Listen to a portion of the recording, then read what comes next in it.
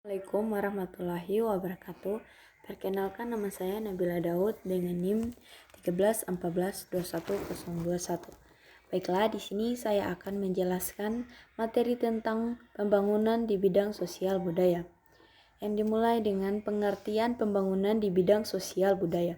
Pembangunan sosial budaya sebagai suatu proses perubahan sosial budaya terencana yang dirancang untuk meningkatkan taraf hidup masyarakat, di mana pembangunan dilakukan saling melengkapi proses perekonomian. Selanjutnya, beberapa aspek utama sosial budaya. Yang pertama yaitu bahasa sebagai identitas.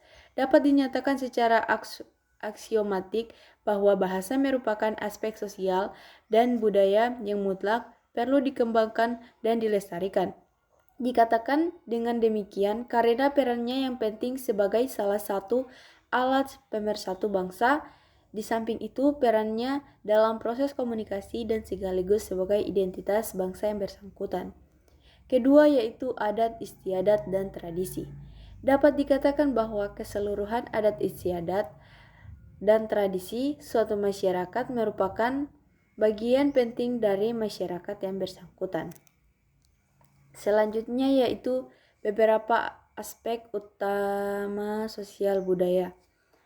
Perspektif tentang kekuasaan dalam organisasi apapun, termasuk di dalam negara, terdapat sekelompok orang yang memiliki kekuasaan tertentu. Kekuasaan itu dapat dikarenakan dipilih untuk menduduki jabatan kepemimpinan, karena wilayah pribadi atau karena memiliki pengetahuan dan informasi yang tidak dimiliki oleh orang lain. Selanjutnya yaitu hubungan dengan alam. Sebagai unsur budaya dengan suatu masyarakat tentang hubungan dengan alam, perlu pemahaman yang tepat karena mempunyai kaitan dengan gaya hidup.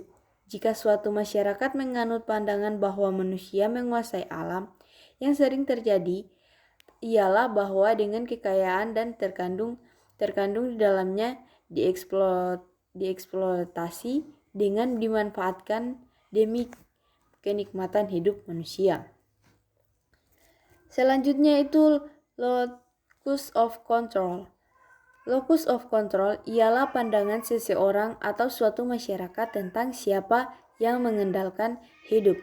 Apakah yang bersangkutan sendiri atau kekuatan dari luar dirinya? Jika pandangan yang dianut ini mengatakan bahwa bersangkutan sendirilah, bahwa seseorang bersifat internal. Selanjutnya yaitu pandangan tentang peranan wanita. Pengakuan atas peranan kaum pria dan wanita dalam kehidupan bermasyarakat merupakan fenomena sosial yang relatif baru.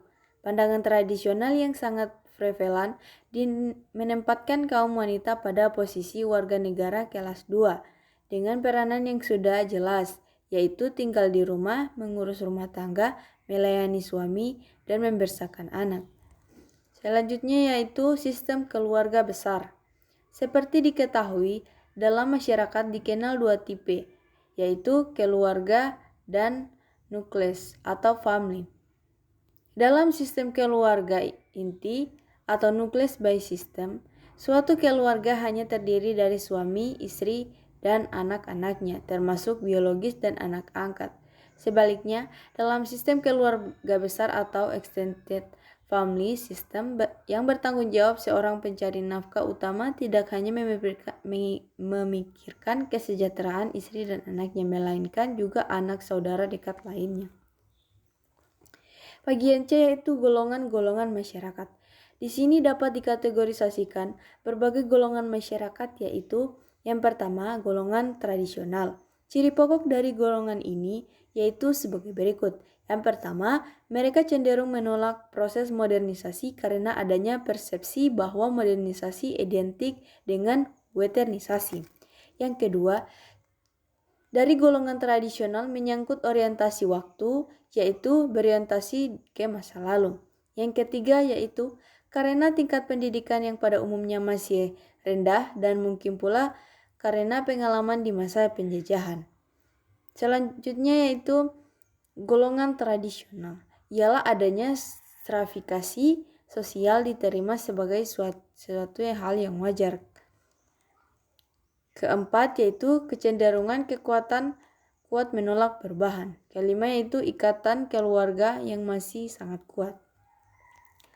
Selanjutnya itu golongan-golongan masyarakat bagian B yaitu modernisasi.